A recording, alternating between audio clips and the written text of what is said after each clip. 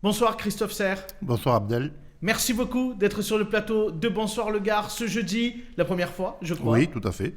On est ravis de vous avoir avec nous à mes côtés, Coralie Mollaret, pour vous interroger. Je vais d'ailleurs lui donner tout de suite la parole. Elle va vous poser la première question. Bonsoir Coralie. Bonsoir Monsieur Serre. Est-ce que vous le reconnaissez? Ah bah oui, bien sûr. Qui c'est? Ça a été un grand président du département du Gard. Ouais. Et aujourd'hui, j'espère il sera aussi un grand sénateur. Ouais. C'est aussi un de votre ami. C'est votre ami. Tout à fait. Fidèle en amitié. Et lui en ce moment parle beaucoup de vous. Ah bon? Parce qu'il vous verrait bien remplacer Françoise Laurent-Périgo à la tête du département en 2021. Écoutez, ça me fait plaisir que des personnes comme Denis Boide aient de l'intérêt pour moi. Mais avant d'être président d'un département, il faut-il encore gagner une élection? Oui, bon après vous êtes élu depuis 2011 sur votre canton. Oui, depuis 2011, renouvelé en 2015. Ça vous plairait, ça vous intéresserait de devenir président du département du Gard? Quand je suis presque devenu maire de ma commune en 1995 par hasard. Donc je n'ai pas de plan de carrière.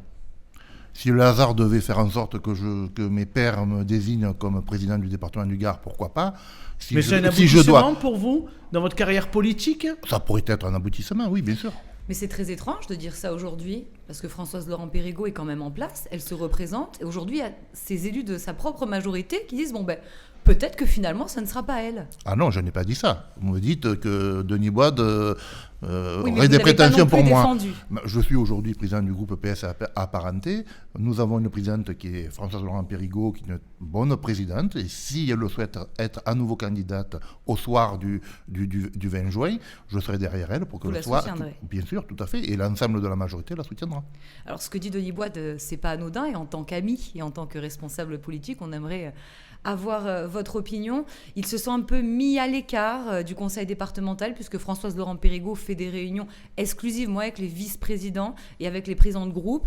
Vous comprenez Denis Boide, ou alors il est trop susceptible selon vous? D'abord, la présidente Françoise Laurent-Périgo ne fait pas que des réunions avec les présidents de groupe ou les vice-présidents, elle fait aussi des réunions avec sa majorité, dont Denis Boide participe.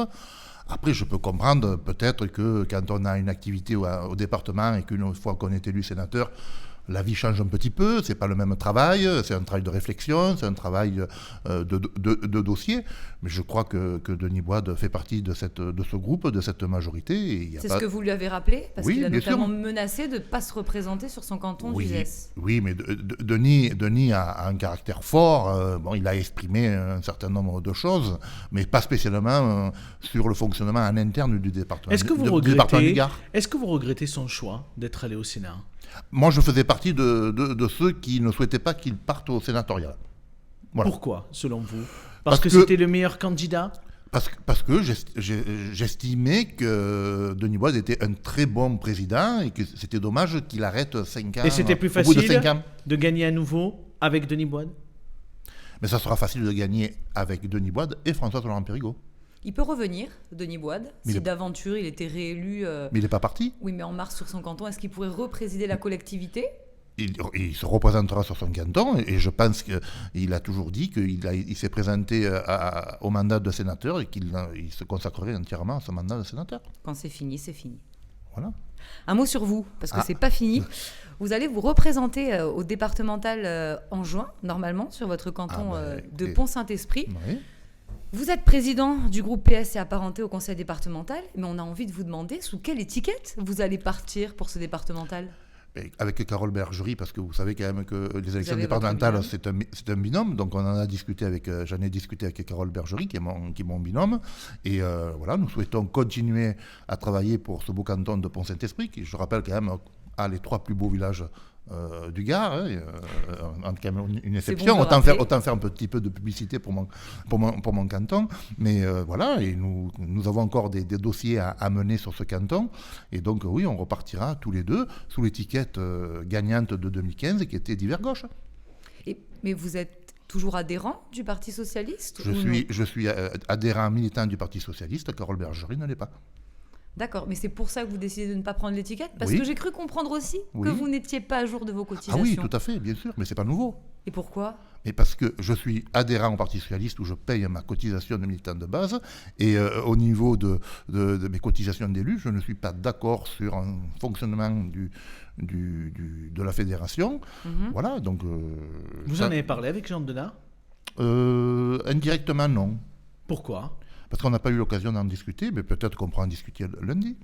Mais c'est le premier fédéral de votre parti, ou en Oui, tout tout cas à du fait. Parti Tout à fait. socialiste. Et je suis heureux à mon initiative de l'inviter à cette réunion de groupe lundi. Il était sur notre plateau la semaine dernière, Oui. on peut vous confier son numéro de portable si vous Oui, voulez. oui, non, mais je l'ai appelé pour lui proposer, à la demande de Philippe Ribot, président de l'association des maires du Gard, d'être au conseil d'administration de l'association. On s'est entretenu, on devait se rappeler, les circonstances de la vie font que... Est-ce que Il m'a pas rappelé, je ne l'ai pas rappelé. sur cette candidature que vous êtes en train de nous expliquer aujourd'hui, puisque vous avez décidé d'y retourner, on est sur le territoire du Garaud-Dagnin. On sait que sur le Garaud-Dagnin, aujourd'hui, La République En Marche pèse, puisque le maire de Bagnols-sur-Cèze a été réélu et soutenu par La République En Marche.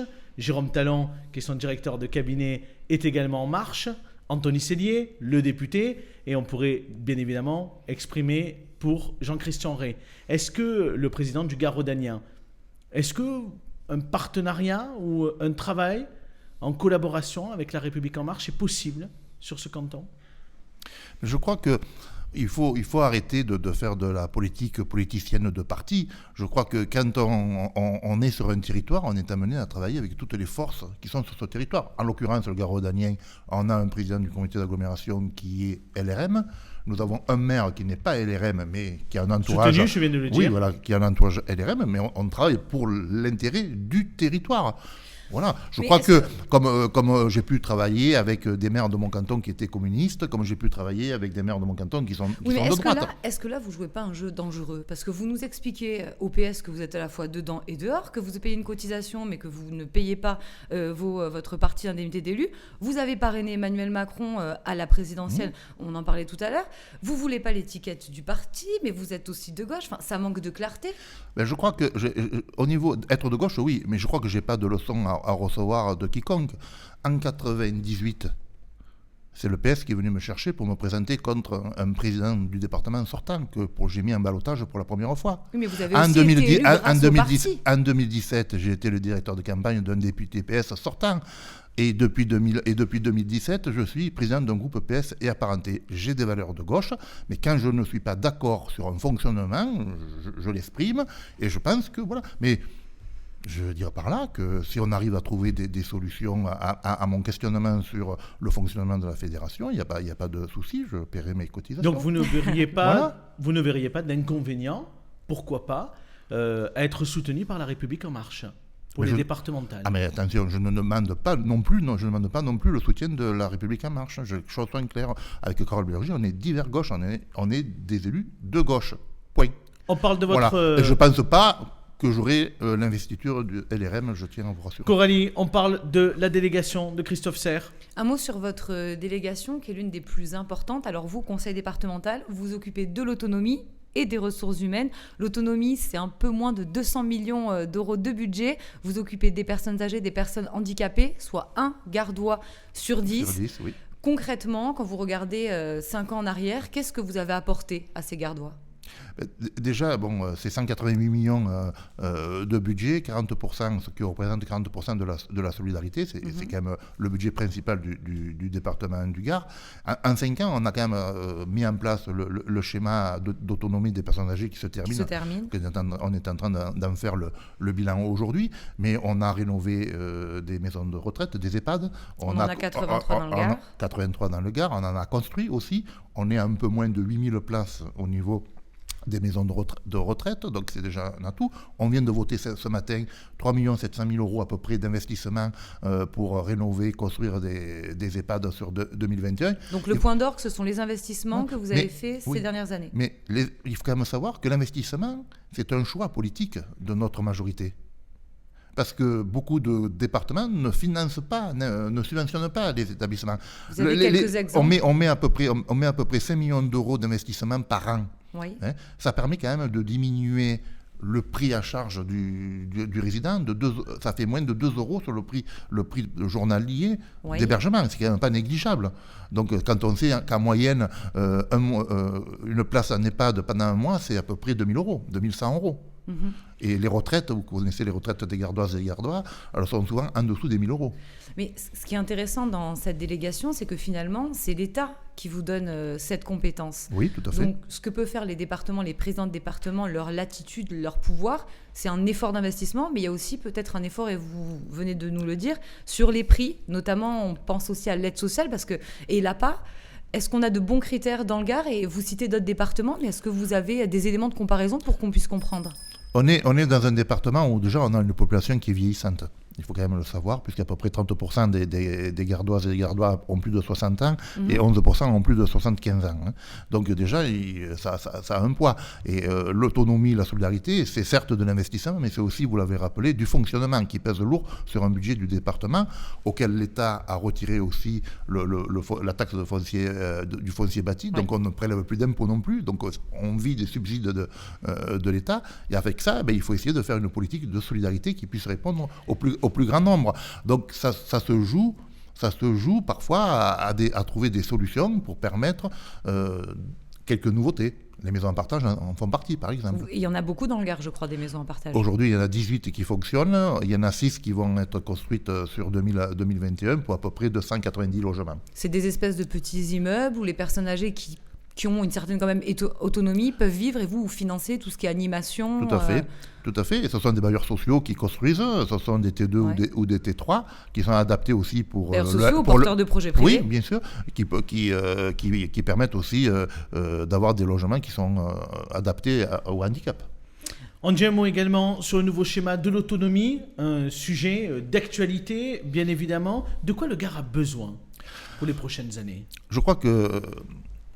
D'abord, avant de parler du Gard, je crois qu'on est beaucoup de départements à attendre la fameuse loi grand âge qui est chaque fois reportée. Donc ça, c'est un premier point. Le second point, le Gard a besoin de développer des actions envers ce qu'on appelle, nous, les aidants. Enfin, les aidants ont été reconnus dans la loi de 2016. Et je pense qu'il y a des actions fortes à mettre en place. Alors, je rappelle que les aidants, ce sont des personnes qui accompagnent des personnes qui sont malades ou handicapées ou qui vieillissent. Et que parfois, l'aidant est aussi âgé que la personne qui l'accompagne. Donc il faut essayer de mettre en place un certain nombre d'actions. Il faut continuer à développer un maillage de maisons en partage. Aujourd'hui, on a deux points noirs ou deux territoires qui ne sont pas dotés de maisons en partage, qui sont les Cévennes et la Camargue. Donc là, il y a une réflexion à avoir. Et puis, il y a tout un travail sur ce qu'on appelle l'habitat inclusif. Et regardez ce que peuvent être les l'EHPAD à horizon 2030. Au-delà de ces points noirs, il y a les personnes âgées. Alors on sait qu'on est dans un département qui est assez vieillissant. On sait que la crise sanitaire et malheureusement l'épidémie a touché les personnes âgées. Pour autant, hier je discutais avec votre directeur. Il explique qu'on ne trouve pas, que le niveau continue d'augmenter et qu'il n'y a pas de baisse des personnes prises en charge. Donc finalement, ça dit sur notre département que l'un des principaux défi, ça va être s'occuper véritablement des personnes âgées. Ah mais tout à fait. Et puis on va rentrer, comme je le rappelais à mes collègues, c'est qu'on va rentrer aussi dans le baby boom, des personnes qui sont nées pendant le baby boom et qui vont se retrouver à rentrer dans les maisons de retraite, surtout pour ceux qui étaient du début des années 60. Donc il va y avoir d'ici 10 ans un doublement de personnes âgées auxquelles il faudra que le département s'occupe. Il faudra trouver les financements. Tout à fait. En un mot sur le handicap, les délais d'ouverture des droits pour la MDPH sont encore longs. Comment on peut faire pour les améliorer? Ils sont trop longs, mais ils sont trop longs dans beaucoup de MDPH. Ce n'est pas uniquement spécifique au département du Gard. Je crois que pour les personnes concernées par leurs droits à la MDPH, il y a deux soucis, le délai et la simplification. Alors les délais, c'est vrai qu'aujourd'hui, dans le Gard, on est à, une moyenne à 7 mois d'instruction, alors que normalement, un délai moyen normal est de 4 mois. Donc il faut, il y a la période de Covid qui nous a pas arrangé parce que au niveau du personnel, des fonctionnaires du département, on a fonctionné avec des équipes réduites. Il faut pas, mais pourquoi c'est aussi long, effectivement? On a aussi l'État qui nous a imposé un nouveau système informatique, donc il a fallu s'adapter à ce nouveau système informatique. C'est que vous n'arrivez pas à fonctionner, en fait, ce qui fait que les personnes atteintes d'un handicap... Ah non, on fonctionne, mais ce sont des délais d'instruction qui seront relativement longs, des dossiers qui sont normalisés par l'État. Oui, mais comment on fait pour réduire ces délais ? Qui sont complexes. Qu'est-ce qu'il faut ? Il faut simplifier les dossiers. C'est-à-dire que, par exemple, une personne qui a un handicap, c'est pas la peine, et on sait que ce handicap ne va pas se résorber, c'est pas la peine de lui demander tous les 5 ans les mêmes papiers. Une fois qu'on les a, c'est terminé. Mais j'ai l'impression que ça fait des années que vous parlez de ça. Oui, mais ça fait... Pourquoi vous ne l'avez pas fait ? Ma chère Coralie, vous avez rappelé que j'étais élu dans la commune Saint-Paul de Quesson, et en 1998, je participais déjà avec l'État sur la simplification des démarches administratives. Alors d'aujourd'hui, là où il y avait un papier, aujourd'hui il en faut 10. Merci beaucoup, Monsieur Christophe Serre, d'avoir répondu à toutes nos questions.